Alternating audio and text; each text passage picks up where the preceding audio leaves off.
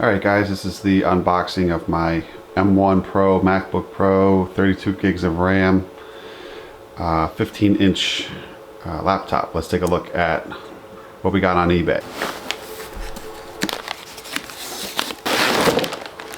Well, that's good. They got it wrapped in air, so that's great. Looks like it's going to come with a charger. That's great. There it is, space gray. I have a sticker residue here.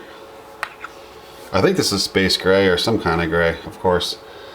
I see a little bit of a slight dent right there. Got some stickers on the back.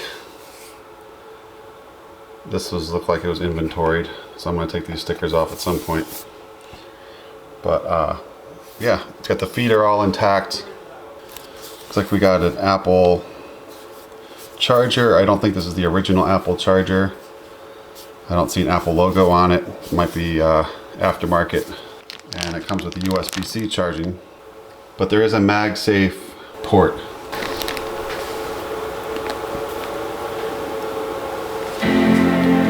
Looks like it boots up right when you open the laptop. Alright, at first glance I'm not seeing too much wrong with the screen, even though there is a slight dent on the back of it. Hopefully it didn't affect the picture at all. It's not a major dent, it's really just a little thing. I didn't get the MagSafe charger. Didn't come with it. So I'm gonna have to get one if I want one.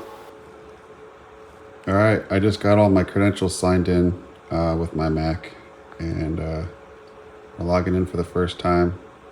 I just wiped down the screen and the keyboard, it was just a little dusty from the packaging. But yeah, we'll see how this goes. The battery's at about 20 to 30%, so I might have to charge it soon. All right, guys, finally got into the Mac here. I signed in with my Apple ID. I have installed OBS so I could show you the Mac. This is apparently Sequoia, I believe. Yeah, we're on Sequoia 15.7.1. So I think this is due for an update. I think we're up to 15.7.2. I'm not sure. Let's go to System Settings. So it does want to push Tahoe to this laptop. Also, we have 15.7.2, which is the latest Sequoia I have running on my Hackintosh.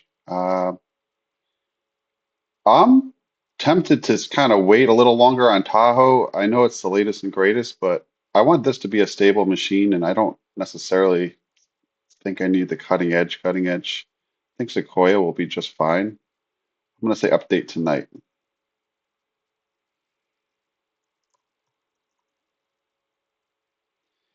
Okay, so that's going to download the update and apply it tonight. So I got it shipped over from Colorado, and I still have 22% battery, which is pretty fascinating. I haven't plugged it in once since I got it. Let's see, let's take a look at the specs. Okay, so it's an M1 Pro, 32 gigs of RAM. Coverage has expired. So let's take a look at the details of that coverage. When did it expire? It's not covered under Apple limited warranty for product or hardware repairs. I did get a warranty for 1 year from the eBay supplier. I don't know how much support costs here.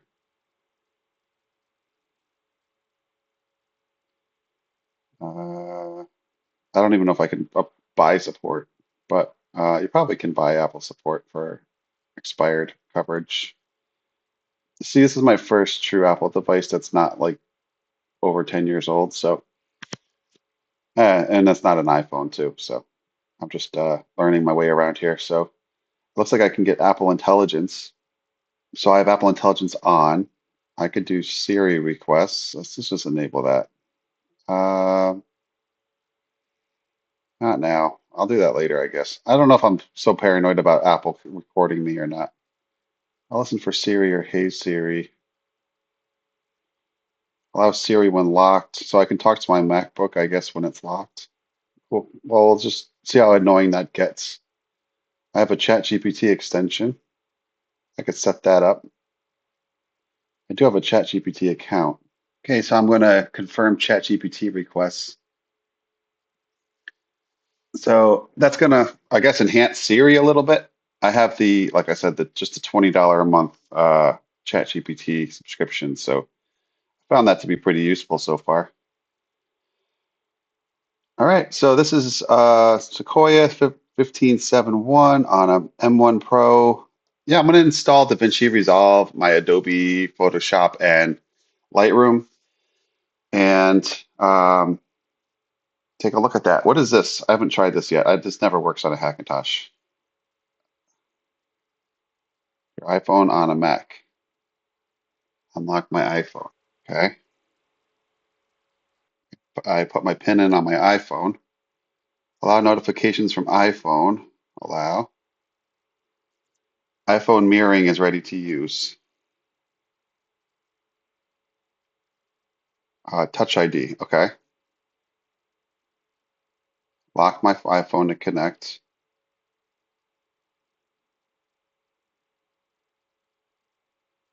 Require Mac login to access iPhone. Ask every time. Very good. So there's my iPhone. I've never ever had this work on Mac on Hackintosh, so this is pretty neat. I suppose I could, let's see here. I don't know. Probably a lot of private stuff on here, but yeah, I can get all my apps out of here. This is cool. Apple stuff. Cool. All right, let's close that. I'll let you know how I like this in a little while after I get back to using it more. So one thing I got to show you, I just tried. I went to speedtest.net. My internet is blazing. Check this out.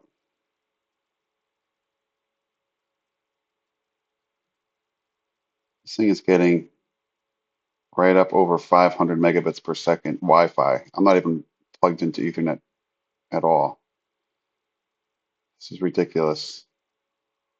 I noticed when I was uploading my last video to my server, it just went like almost instantaneously, and I was pretty impressed. So yeah, upload speeds also were topping up over 500 my last test. Can't believe this. I mean, I have fast Wi-Fi in the house, but the fact that the device is actually able to capitalize on that, it's pretty intense, pretty cool. All right, I've been using this MacBook Pro all day, still going strong. The battery holds up really well. I charged it up and I was able to go several hours with only losing a few percentage of the power due to the fact that I had the energy savings on. So that was really good. I have this SD card reader here, USB-C charger there, and I have this little USB-A to USB-C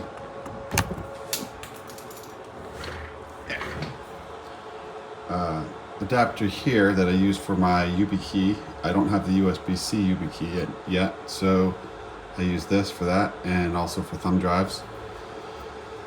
So that's pretty cool. And man, this thing like sings really nicely. It just literally and figuratively, it is very fast with certain processes, especially with media. The speakers are really good. It sounds phenomenal when you're just playing music. You know, about as good as any laptop speaker I've ever heard. There's a Touch ID for logging into certain things right here that you can register your fingerprint with, which is really handy. Saves you a lot of time. And I also used my TrueHue app to calibrate my monitor. So the color calibration should be fairly accurate at this point for photo editing.